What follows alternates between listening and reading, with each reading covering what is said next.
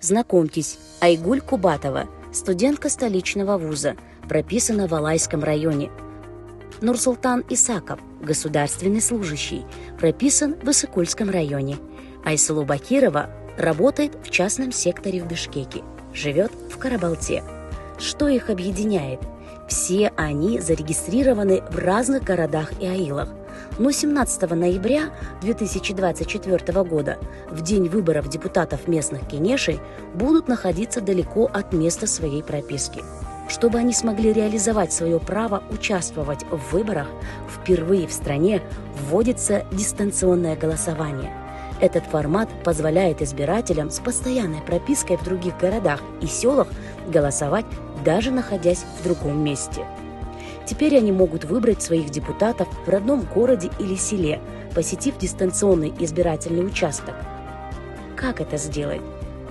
Всего простых 3 шага. Шаг 1. Если в день выборов вы будете находиться не по месту проживания, тогда по 1 ноября 2024 года вам необходимо подать заявление в избирательный участок, открытый для дистанционного голосования в городе, куда вы приедете, или воспользоваться сервисом «Кабинет избирателя» на портале Тизме. Шаг 2.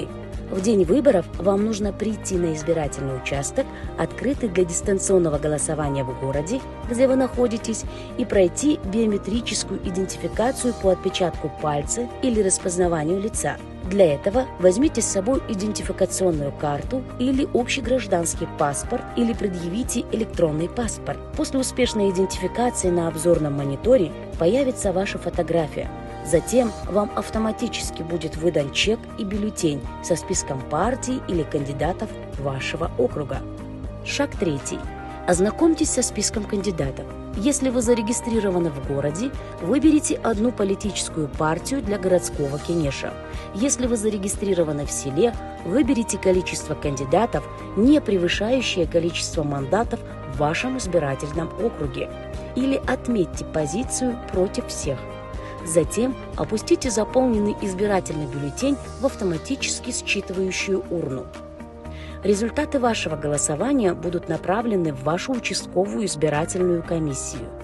Тайна голосования гарантирована. Каждый голос важен. Каждый голос будет учтен.